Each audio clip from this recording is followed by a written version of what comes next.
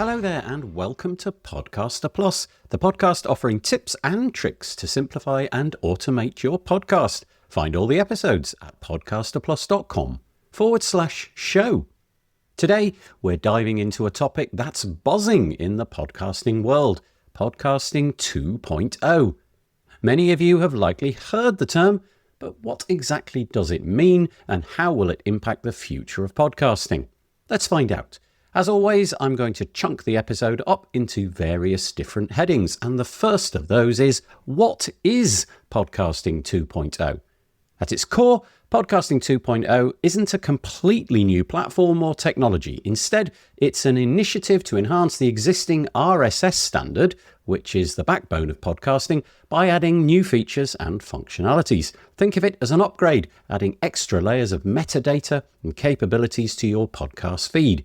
This allows for richer interactions between podcasters and listeners and opens up exciting new possibilities. This initiative is driven by a coalition of podcasters, app developers, and hosting providers who are working together to improve the podcasting ecosystem for everyone. Next section, key features of Podcasting 2.0. Several key features are pretty central to Podcasting 2.0, so let's explore some of the more significant ones. The first one is value for value, or V for V. This allows listeners to directly support their favourite podcasters through micropayments, often using cryptocurrencies. You've heard of them, things like Bitcoin.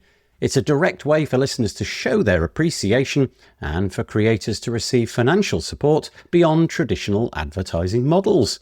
Now we move on to chapters. This feature allows podcasters to break down their episodes into smaller, easily navigatable chapters, making it easier for listeners to jump to specific sections. This improves the listening experience and makes podcasts much more accessible.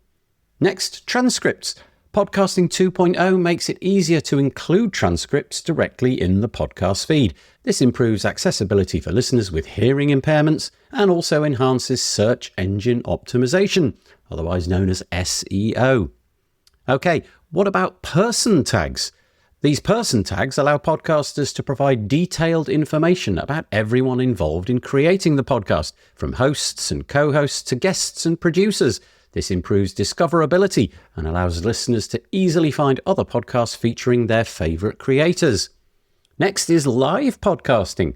The live item tag, or LIT, allows for real-time broadcasting, similar to a live radio show.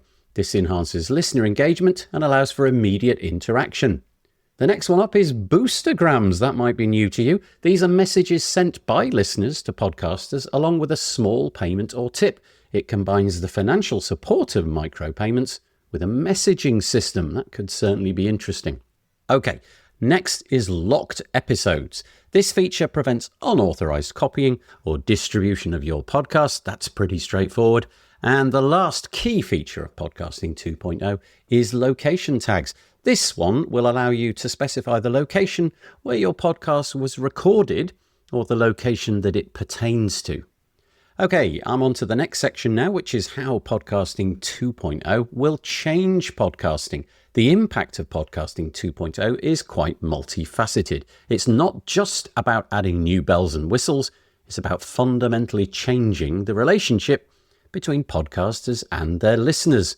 For example, enhanced listener engagement. Features like chapters, comments, and Boostagrams foster a more interactive and engaging listening experience.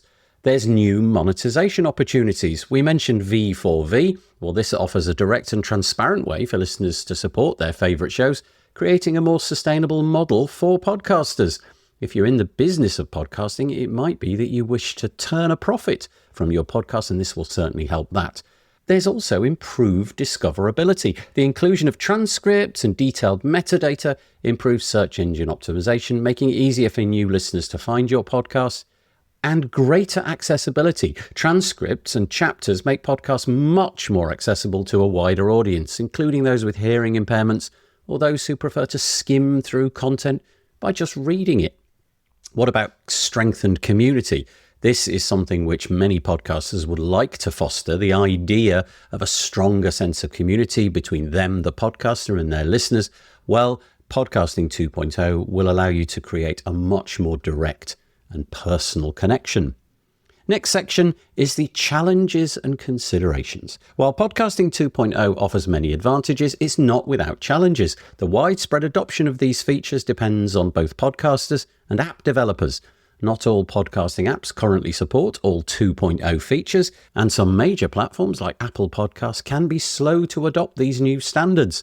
This means that the full potential of Podcasting 2.0 won't be realised until more apps and platforms embrace these features, and it could be some time before that all happens. So, in conclusion, Podcasting 2.0 represents a significant evolution in the podcasting landscape. It's an exciting development that promises to enhance the listener experience, create new opportunities for podcasters, and foster a stronger sense of community. Whilst there are many challenges to overcome, the potential benefits are really substantial. I would encourage you to explore these new features and consider how they can enhance your own podcasting journey. So there you go. That's what I've got for you this time around. Thank you very much for tuning in to the Podcaster Plus podcast. You can find it at podcasterplus.com/show. And we will see you next time for some more tips and tricks to simplify and automate your podcast.